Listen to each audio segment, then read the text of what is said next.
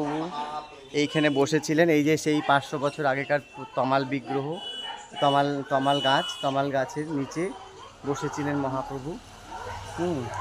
এখানে শ্রী চৈতন্য মহাপ্রভুর চরণ চিহ্ন আছে, চরণ চিহ্নটা দর্শন করুন। সেই 500 বছরের চরণ চিহ্ন।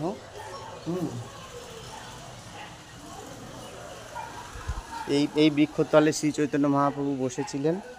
হ্যাঁ, এখানে রামকেলে মেলা হয় আষাঢ় মাসে, তখন প্রচণ্ড ভিড় হয়।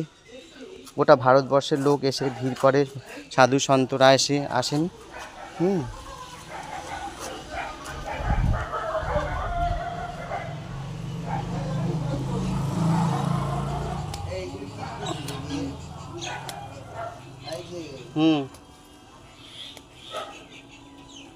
এটা কি নিচ্ছি জানিস?